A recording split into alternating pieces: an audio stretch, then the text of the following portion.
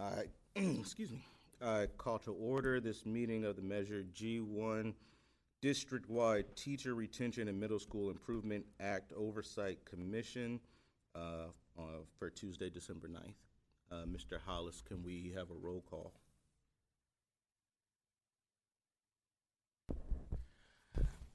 Yes, Chair. On the roll call for the Measures G1 District Teacher Retention and Middle School Improvement Act Oversight Commission special meeting for December 9th, 2025 at 5 o'clock.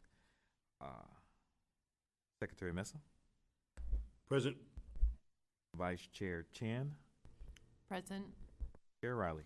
Present. Quorum present. Thank you.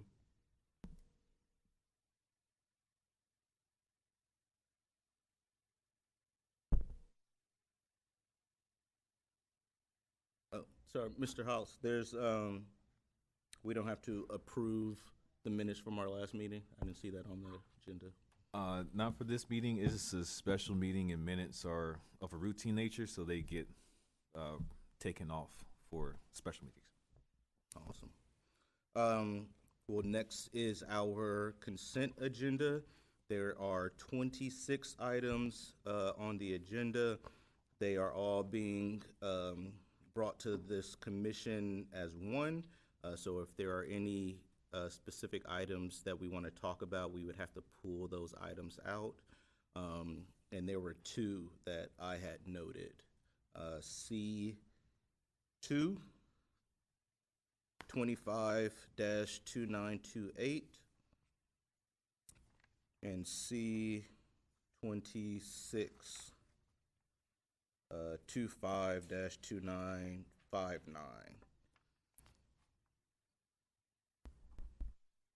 I also need to recuse myself from 25-2930, item C4.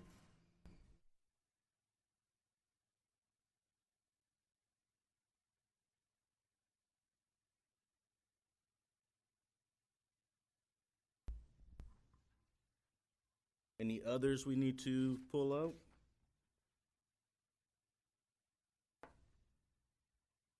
Can we have a motion, or, oh yeah, go ahead. First, we would need a motion to approve the general consent report minus C.-2, 4, and 26. Brady, did you have something? Yes, We are, correct.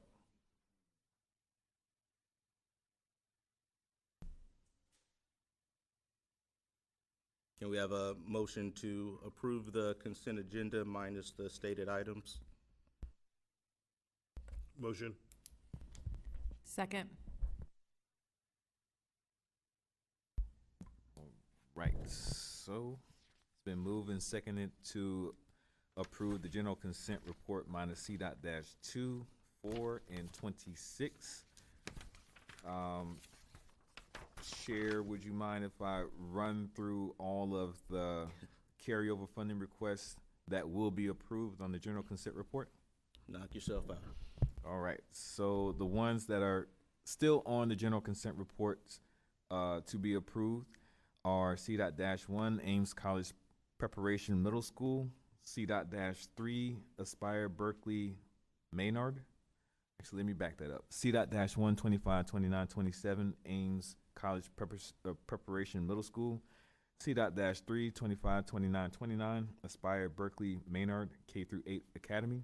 C.-5, 25, 29, 31, Coliseum College Preparation 6 through 12 Academy. C.-6, 25, 29, 32, Community K-8 School for Creative Education. C.-7, 25, 29, 33, Downtown Charter Academy. C.-8, 25, 29, 34, East Bay Innovations 6 through 12 Academy. C.-9, 25, 29, 36, Edna Brewer Middle School. C.-10, 25, 29, 37, Francophone Charter K-8 School of Oakland. C.-11, 25, 29, 38, Hillcrest K through 8 School. C.-12, 25, 29, 39, Knowledge is Power Program, Kip Bridge K through 8 Academy. C.-13, 25, 29, 40, Lazier Charter K through 8 Academy. C.-14, 25, 29, 41, Life 6 through 12 Academy. C.-15, 25, 29, 42, Lighthouse Community Charter K through 8 School. C.-16, 25, 29, 43, Madison Park 6 through 12 Academy. C.-17, 25, 29, 44, Melrose Leadership K through 8 Academy. C.-18, 25, 29, 45, Montero Middle School. C.-19, 25, 29, 46, Oakland Charter Academy. C.-20, 25, 29, 47, Oakland 6 through 12 School for the Arts. C.-21, 25, 29, 48, Oakland Unity Middle School. C.-22, 25, 29, 49, Roosevelt Middle School. C.-23, 25, 29, 50, Sojourner Truth Independent Study K through 12 School. C.-24, 25, 29, 51, United for Success Academy Middle School. And 25, C.-25, 25, 29, 58, West Oakland Middle School. Those are all the schools that will be approved on the general consent report. Go ahead and, or actually, I will also mention that there is no public commenters for this item. Now, go ahead and move forward with the vote. Yes, please. On the motion to approve the general consent report minus the item's name, Secretary Mesa, Yay. Vice Chair Chan, Yay. and Chair Riley. Yay. The general consent report is approved.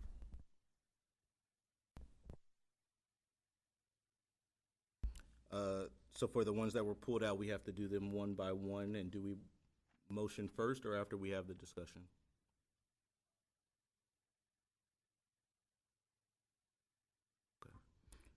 Yeah, you will put them on the floor for discussion first, one by one. So I'd like to bring forth item C2, 25-2928, which is funds for American Indian Public Charter School 2. I just noticed that they were requesting $3,276 for a fifth grade field trip. However, these funds are specifically for middle school. Does this, though, help kind of with the bridge strategy? Because I know it's being coordinated, because that was my first question. I thought that triggered me. But then I was kind of confused. But then I think since it is co-facilitated with the sixth grade dean and teachers to kind of build strong relationships, I think it does help, ideally help retention into sixth grade. Okay. But I'm not sure if that's strong enough, because it is for fifth graders. There were, unrelated, there were a couple other items that I saw that I think were summer programs that were Yeah. for rising sixth graders. And so I chose not to pull those out because they had already completed their fifth grade year. But yeah, I'm just not sure where the regulations stand with this one. Yeah, if rising sixth grader is different than a fifth grader, that's possible.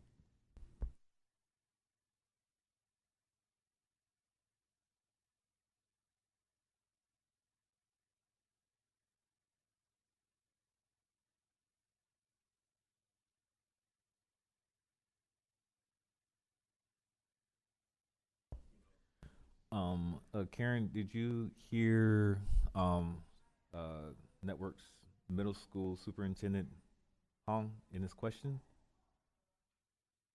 Yes, I did. I'm looking to see if we have anyone here from American Indian. I do see a hand raised. I'm not sure if they're raising their hand because they're from American Indian. Julia Lee. I do see the name. Chair Riley, do you want me to promote them to panelists? Yes, please. All right. Promoting Julia Lee to panelists.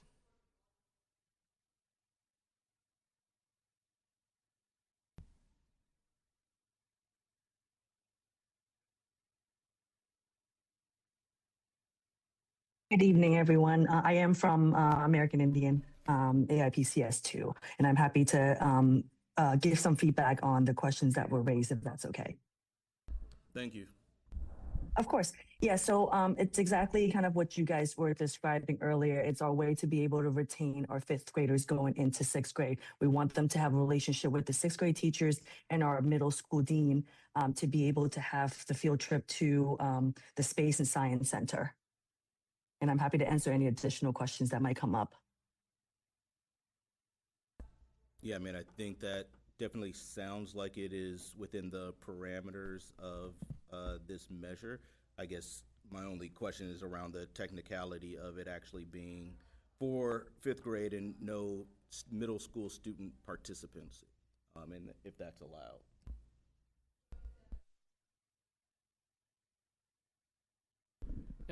And Karen, you can chime in on this too. I don't recall this commission ever approving a field trip for fifth graders unless, now I'm hearing that there's some connection because the dean of the sixth grade is going on the trip too. But I think it would be up to the commission if you feel like that is a strong enough connection that would retain these fifth graders to stay in sixth grade at that school. But I don't think up to now we've approved a trip that has that level of connection. Karen, do you recall our commission ever approving a trip for fifth graders that didn't have necessarily a stronger connection to the school, like a tour of the school, anything like that? Do you recall? No, this would be the first time that I see something like this as well, where they make the connection of having the sixth grade team be part of it. The representative from Ames, can you explain again what is the theory of action for retaining the fifth graders in sixth grade with this trip? So yes, so they would be, so we would have our fifth graders attend the field trip along with our sixth grade teachers and the sixth grade dean of students. And I think and unfortunately I'm filling in for Jonathan Nguyen, who's not able to join us tonight. He's the principal of the school. And I think the thought behind it was also to partner, do some peer-to-peer with some current sixth graders, with some fifth graders, so that they are able to start building that relationship and feel more comfortable going into middle school, knowing that I already have a friend in middle school. Are there sixth graders that are going on the trip too? Because right now up to now I heard that it's just the fifth graders going with the sixth grade faculty. Yes, that is the plan. And yeah, I do see, it's not written in the anticipated student outcomes. I see that. But that was my conversation with Mr. Nguyen, that was the thought behind it, is that we would have, it wouldn't be all the sixth graders, but we would strategically choose some of our sixth grade leaders to be able to be on this trip with our fifth grade students and our sixth grade teachers. Okay, thank you. Thank you. So would it make sense that then the field trip wouldn't be made for those sixth graders, and there's not necessarily a cap on how much a field trip would be for the sixth graders, and it would seem like it would be written that the field trip was for the sixth graders, and then the fifth graders internally would just go on the field trip?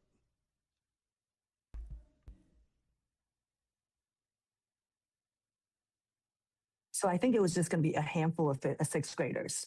It wasn't going to be, it was going to be the full fifth grade class with some sixth graders that are specially chosen to be leaders for the fifth graders.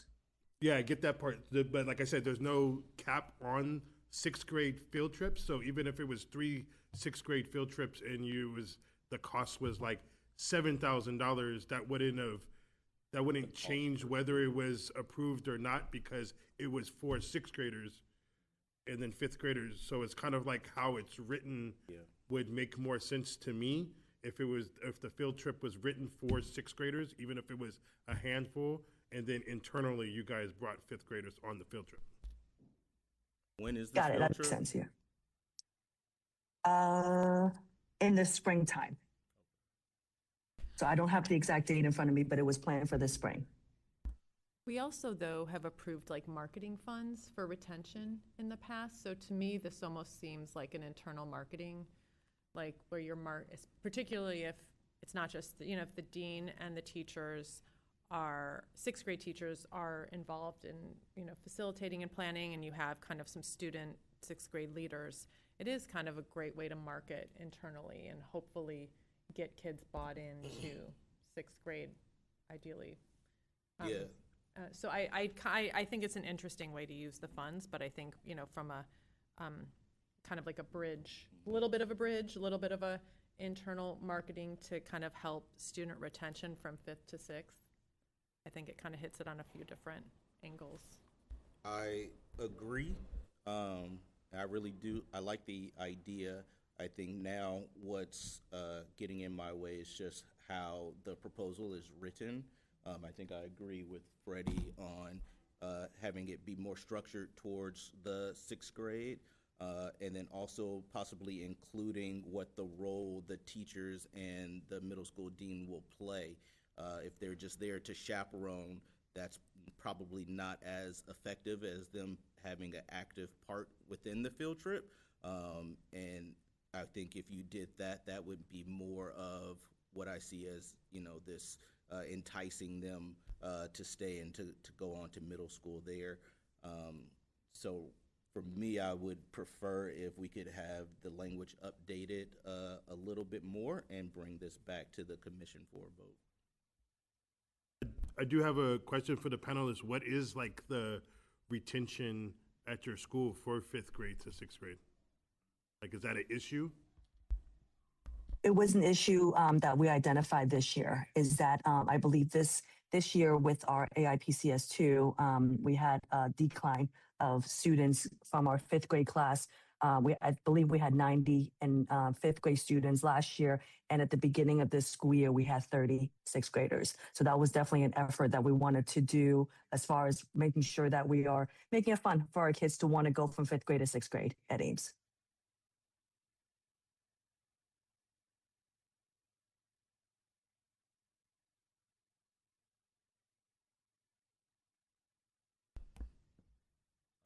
What do people think about holding it until our next meeting? I like that with updated language. I think that's great, especially if it's a spring field trip, and if we can get that into the next meeting, hopefully it won't slow anything down. I concur. Do we need to vote on that? I don't think so. That's It a can good just question. come back, right? Technically, no. You could theoretically postpone to a date certain, but you had a discussion. The school site is aware of the needs that they need to bring it back to, need to bring it back for. So, I mean, we could just leave this as a discussion and move on to the next item. That is up to you, Chair. Yeah, let's do that, and we'll hopefully have a revised application, and we'll review it at a later date. Thank you. Thank you very much. The next item is item C4, 25-2930, and we have a recusal. I believe that puts us out of quorum, which means we can't vote on this item. Is that correct?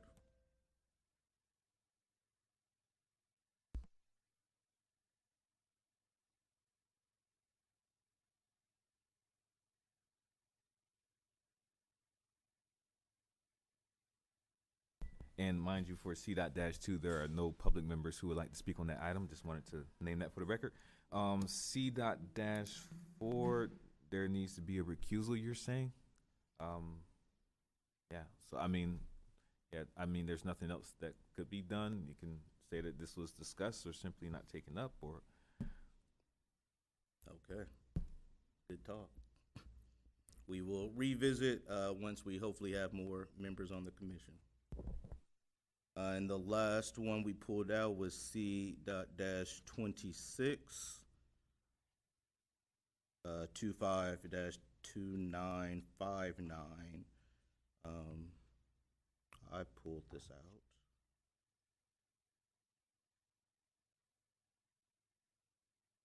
Sorry. sorry, technology.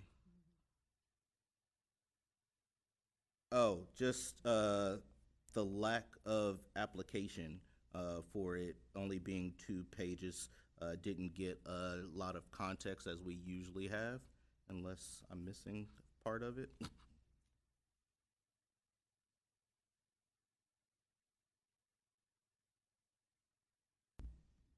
Is it only? And I can answer to that. Okay. So this is a short form, and so a form that has a carryover amount of less than $5,000 does not get a long form with more extent when it comes to detail. So that's why you don't see the other long form, as this is a short form that has less than $5,000 in carryover. Thank you. Then that answers my question. Do we want to have a motion to vote to approve this? I motion. A second. All right, it's been moved and seconded to approve C.-26, 25, 29, 59, Ming Charter K through 8 school. There are no public members who would like to speak on this item. Would you like me to move forward with the vote, Chair? Yes, please. On the motion to approve C.-26, which is Ming Charter K through 8 school carryover expenditure request, short form, Secretary Mesa, Yay. Vice Chair Chan, Yay. Chair Riley. Yay. Item is approved. Thank you. We can move on to unfinished business. Item D.-125-2593. I believe we have another recusal and therefore unable to meet quorum in order to vote on this item. Is that correct? Yes, Chair. So can we hold this to move it forward, unless there's any other discussion on it until we have more members on the commission? Any other discussion? If I may, there's no public commenters for this item, Chair.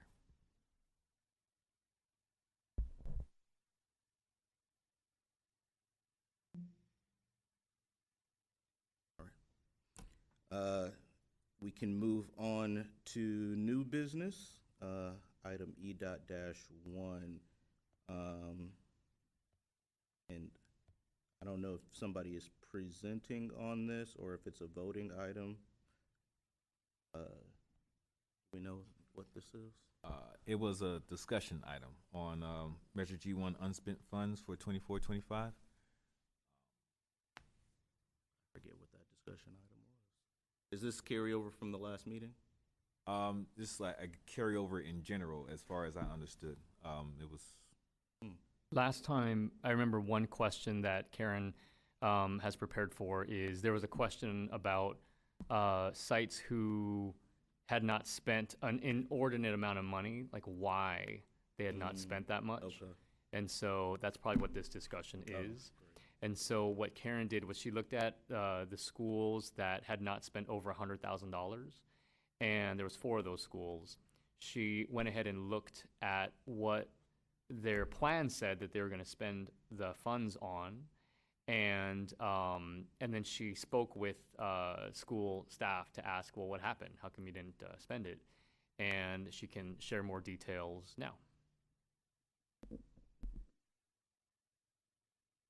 Good evening, Commission. Thank you for the opportunity. So at the October meeting, Chair Riley asked a question about school sites that had a large amount of unspent funds at the end of the school year. And he requested a little more insight into the carryover funds and how they went unspent last year. He noticed that a couple schools had 6-figure unspent funds and wanted us to figure out why they didn't spend that money. And so today we're following up today with a short summary in regards to the schools with the largest amount that went unspent and what the reason was. So there were 4 sites that had an unspent balance of more than 100,000. And so the 4 sites were Roosevelt Middle School, Sojourner Truth, Downtown Charter Academy, and Oakland Charter Academy.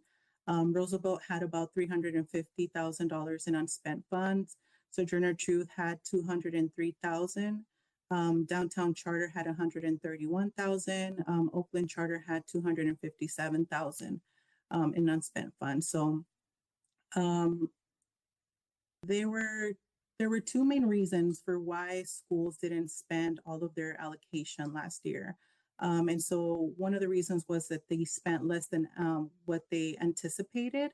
And the other reason is that they couldn't hire for the approved salaries that they had on their applications, whether it was their regular allocation or their carryover allocation. In the case of DCA and OCA, they spent less than what they anticipated, or they didn't get to spend on hires for like instructors.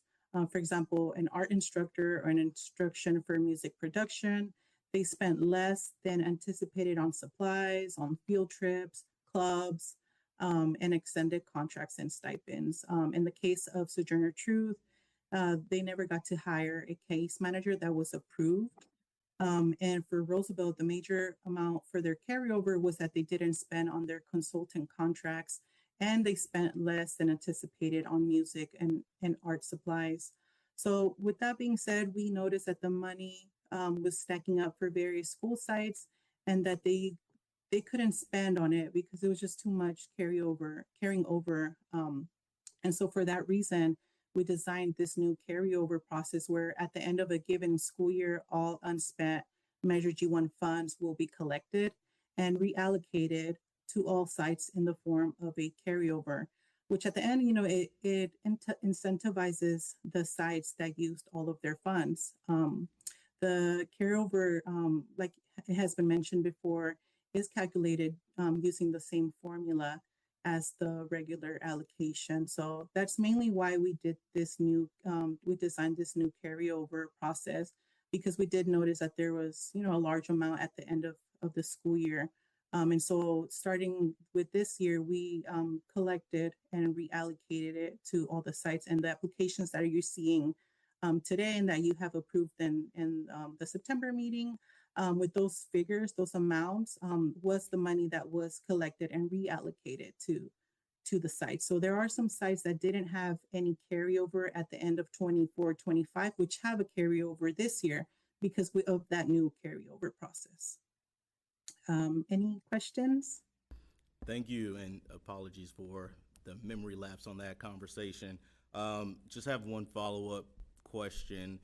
So for the schools who spent on the items that they said they were going to spend but just didn't spend all of it, is there any more insight into that? Did they miss budget, or they just needed less than they thought, served less students? Is there any insight into why they were able to get what they wanted, but it was just less than they had thought it would be?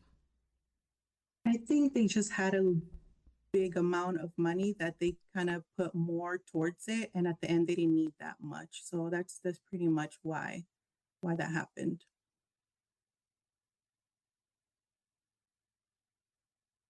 Any other questions?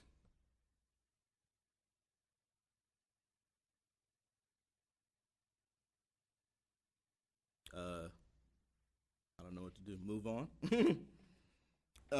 Just, with that, there are no public comments for this item, Chair. Thank you. Last item, item E2 25-2489A. This is the school site visit for the year, which I just had pulled up.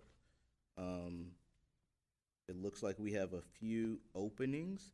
I also wanted to see if any of the commissioners have done school visits that they would like to share a recap in during this meeting. If I may, Chair, we can add to the agenda site visit reports, but for this particular item, it would be pretty This much is just for the calendar? Yes. Okay. Are folks able to sign up for any of these open dates? I know there's one January date, but I think the rest are at the end of the school year. I wonder if we should wait. Hopefully, we'll have some extra people that could fill in. I wonder, I can't do, I think, the January 15th date. If anyone else can, we can do that, sign up, or maybe we can see if we could push that out a little bit to hopefully have some more coverage, maybe February, March. I think I can do the January date. And then, yeah, I think we have time on the other Yeah, ones if we they're want. really like Yeah. thick May, so that hopefully we'll have other people to help. So can you put me in for January 15th at Oakland Unity Middle School? Sounds good. I will note that down. Thank you.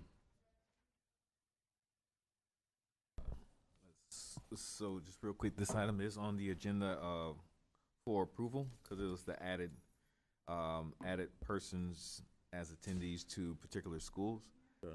Also with the addition of Chair Riley to one of the schools that were empty, so it would need to be Voted on. as amended. Yeah. Can I have a motion? Motion. Second. And for clarity, that is a motion to approve the site visit calendar with the amendment of Oakland Unity Middle School with the commissioner attendee being Chair Riley. Is that correct, Chair? That's correct. There are no public commenters for this item. So, okay to move forward with the vote? Yes. On the motion to approve the site visit calendar with the amendment of the January 15th site visit to Oakland Unity Middle School with Chair Riley, or Terrence Riley, as the commissioner attendee. On the motion, Secretary Mesa. Yay. Vice Chair Chan. Yay. Chair Riley. Yay. Item is approved as amended. Thank you. Just want to make note if we can add the site debrief to our next meeting. And I think with that, we are adjourned. That's my first time doing that.